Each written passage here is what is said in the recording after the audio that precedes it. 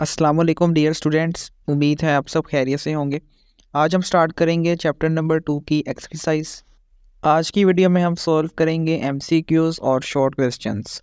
Start करते हैं हम एमसीक्यू से। एमसीक्यू नंबर 1 है, the numerical ratio of displacement to distance is. वो हमसे रेशो पूछ रहा है कि डिस्प्लेसमेंट और डिस्टेंस के दरमियान क्या रेशो होती है। चार उसने हमें ऑप्शन दिए हैं। अगर हम पहला ऑप्शन देखें तो उसमें वो कह रहा है ऑलवेज लेस देन 1, कि वो रेशो हमेशा एक से कम होगी। ऑलवेज इक्वल टू 1, या हमेशा एक के बराबर होगी। ऑलवेज ग्रेटर देन 1, या रेशो हमेशा एक से ज़्यादा होगी। और ऑप्शन डी है इक्वल टू और लेस देन 1, या रेशो एक के बराबर होगी या एक से कम भी हो सकती है। जो डिस्टेंस होता है ना, वो हमेशा डिस्प्लेसमेंट से या तो ज़्यादा होगा या वो डिस्प्लेसमेंट के बराबर होगा। कभी भी ऐसा नहीं हो सकता है कि जो डिस्टेंस है वो डिस्प्लेसमेंट से कम हो, क्योंकि डिस्प्लेसमेंट होता है शॉर्टेस्ट डिस्टेंस, जबकि जो डिस्टेंस होता है वो एक्चुअल डिस्टेंस होता है। अब उसने हमसे पूछी है डिस्प्लेसमेंट और डिस्टेंस के दरमियान रेशो के वो कितनी होगी। अब अगर तो डिस्प्लेसमेंट और डिस्टेंस दोनों बराबर हैं, मिसाल के तौर पर अगर डिस्प्लेसमेंट हमारे पास है 20 और डिस्टेंस भी फिर 20 होगा, तो रेशो कितनी आएगी 1। लेकिन अगर डिस्टेंस ज़्यादा है और डिस्प्लेसमेंट कम है, मिसाल के तौर पे मैं डिस्टेंस ले लेता हूँ यहाँ पर 20 ही, और डिस्प्लेसमेंट को अगर मैं कम कर दूँ तो हमारा आंसर एक से छोटी वैल्यू आएगी, यानी लेस देन 1 आएगा। तो इससे हमें साफ पता लग गया कि रेशो या तो एक के बराबर होगी या वो एक से कम हो सकती है। तो हमारा राइट ऑप्शन हुआ डी, इक्वल टू और लेस देन 1, एक के या बराबर होगी या एक से कम होगी।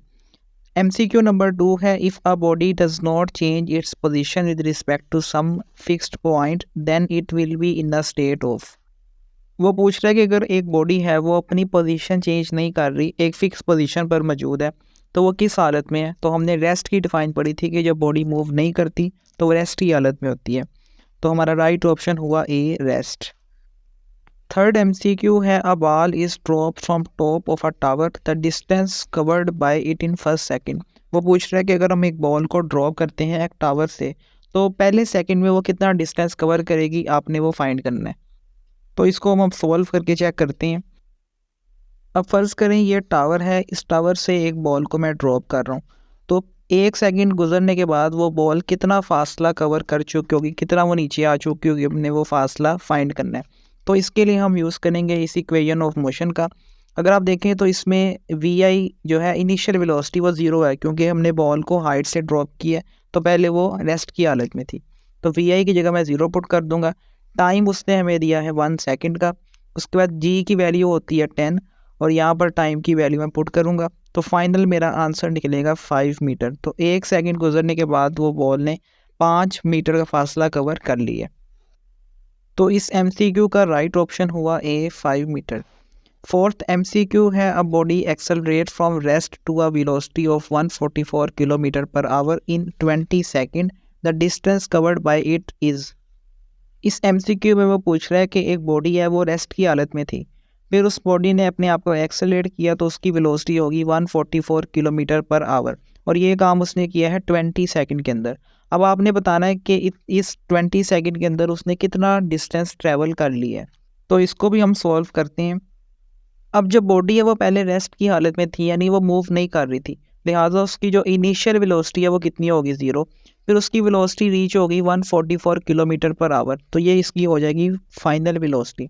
अब ये यूनिट है किलोमीटर पर आवर, हमने इसको पहले कन्वर्ट करना है मीटर पर सेकंड के अंदर। तो यहाँ से मुझे किलो ख़त्म करना पड़ेगा और आवर को सेकंड में कन्वर्ट करना पड़ेगा।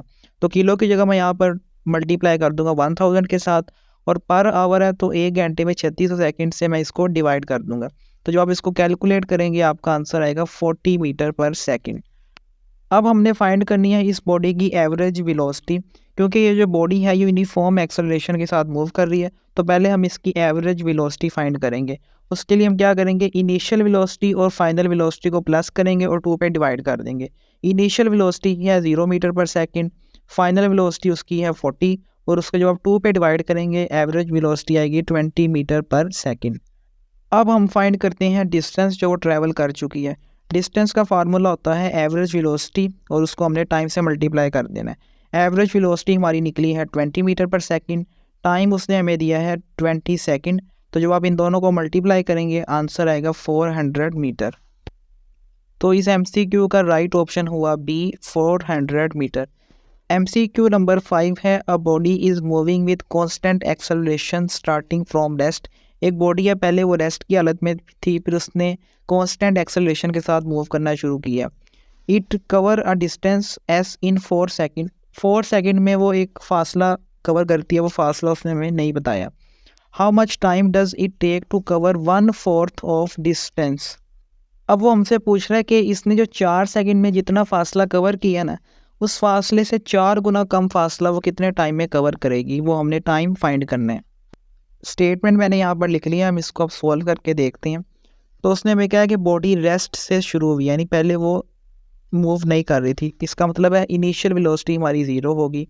टाइम उसने दिया है हमें 4 सेकेंड। अब पहले हम फाइंड करते हैं डिस्टेंस के 4 सेकेंड में उसने कितना डिस्टेंस ट्रैवल किया है। तो उसके लिए मैं इस इक्वेशन ऑफ मोशन का यूज़ करूँगा। इनिशियल वेलोसिटी है 0, तो जब आप 0 पुट करेंगे ये पूरा फैक्टर हो जाएगा 0 और हमारे पास बचेगी equation s is equal to 1/2 AT²। अब यहाँ पर एक्सेलरेशन जो है वो कांस्टेंट है, तो इसका मतलब जो डिस्टेंस और टाइम है ये आपस में डायरेक्टली प्रोपोर्शनल है, यानी डिस्टेंस टाइम के स्केयर के डायरेक्टली प्रोपोर्शनल आ गया।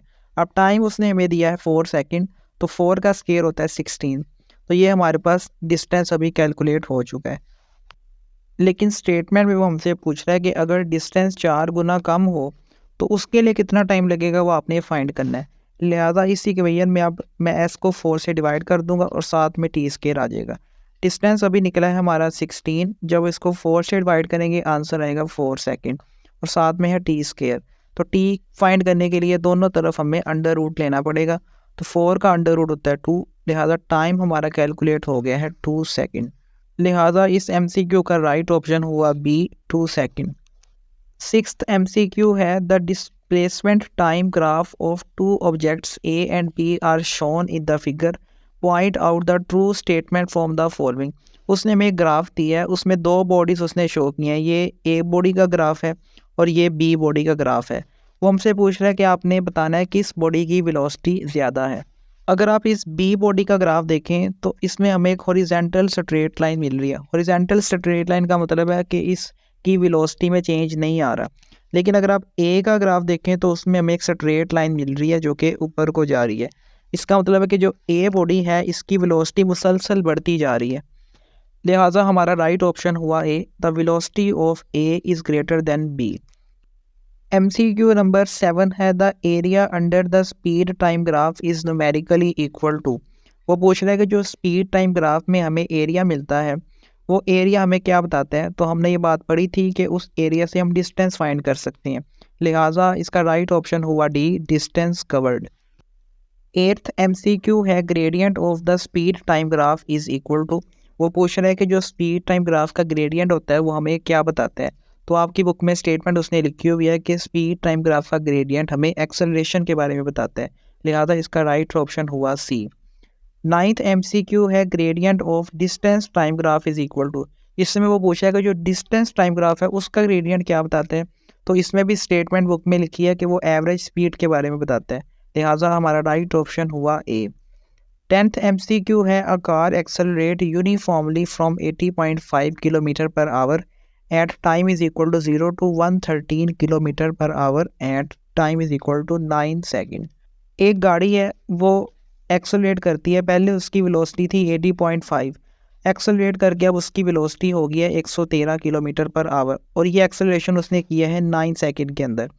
Which graph best describe the motion of a car. अब आपने उस कार की मोशन के लिए जो ग्राफ होगा वो बताना है कौन सा होगा। अब अगर आप स्टेटमेंट पर गौर करें तो जो कार थी उसकी पहले स्पीड थी 80.5, अब उसकी स्पीड हो गई है 113, इसका मतलब स्पीड उसकी बढ़ चुकी है। तो हमें ऐसा ग्राफ ढूंढना है जिसमें जो लाइन है वो ऊपर की तरफ जा रही है।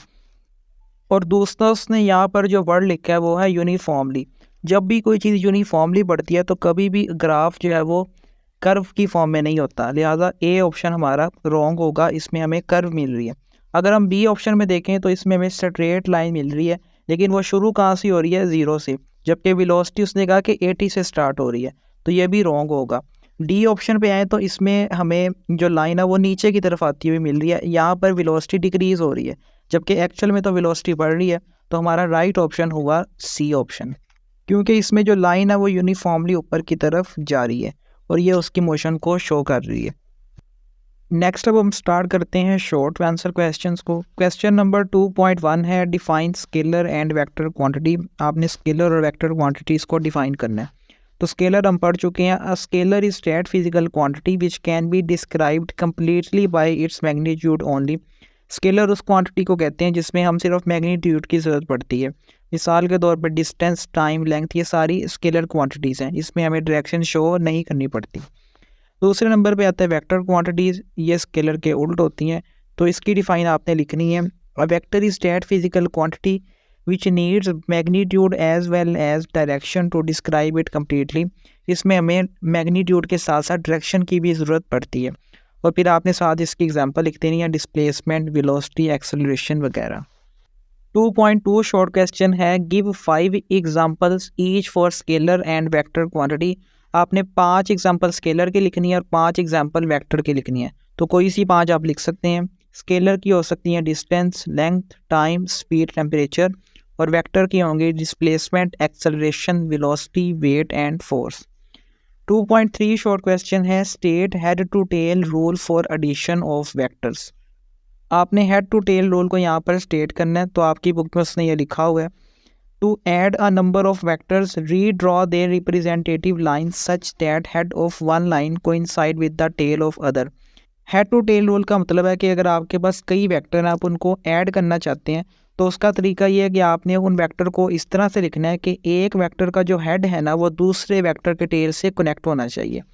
The resultant vector is given by a single vector which is directed from the tail of first vector to the head of last vector.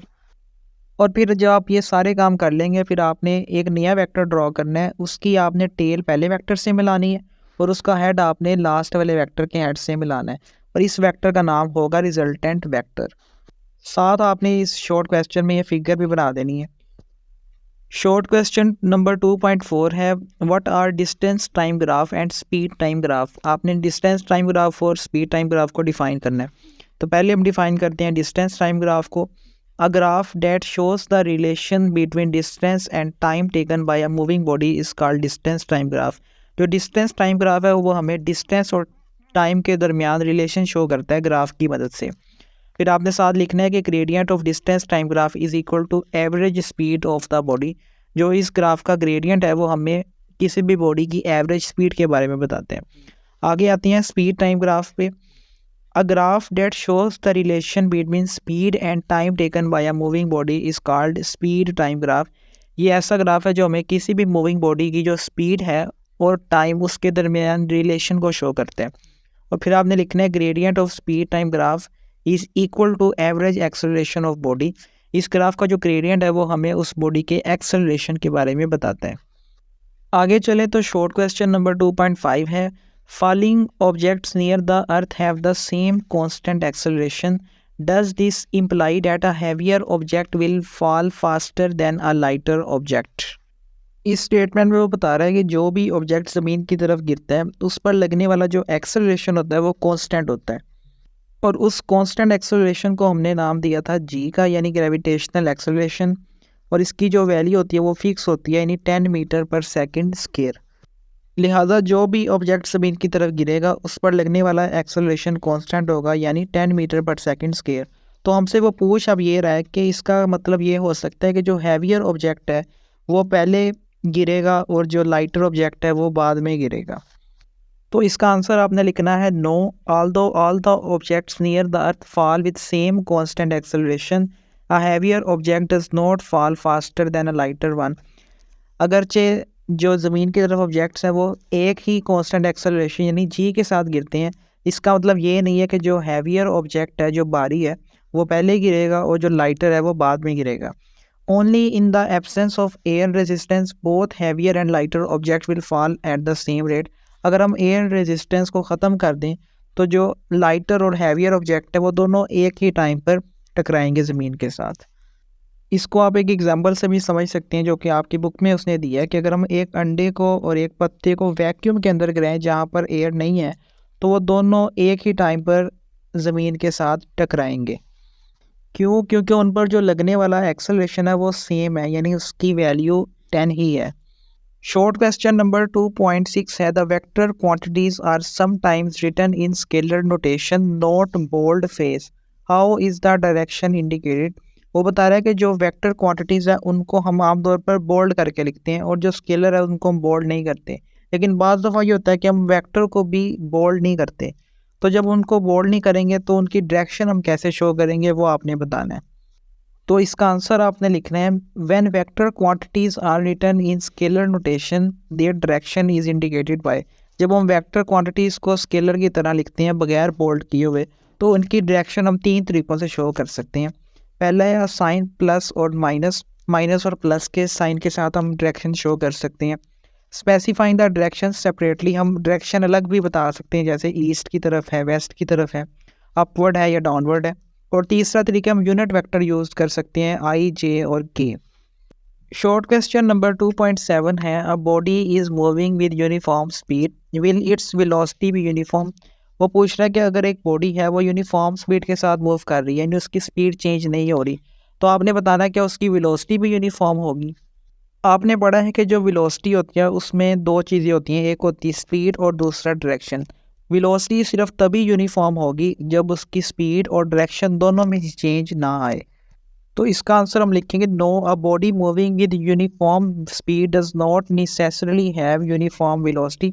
कोई भी बॉडी है अगर वो यूनिफॉर्म स्पीड के साथ मूव कर रही है तो इसका मतलब हरगिज़ ये नहीं है कि वो उसकी वेलोसिटी भी यूनिफॉर्म होगी, because velocity depends on both speed and direction.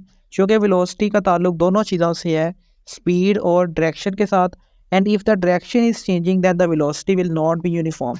तो स्पीड अगरचे कांस्टेंट भी हो लेकिन अगर डायरेक्शन चेंज हो रही है तो वेलोसिटी भी कांस्टेंट नहीं रहेगी।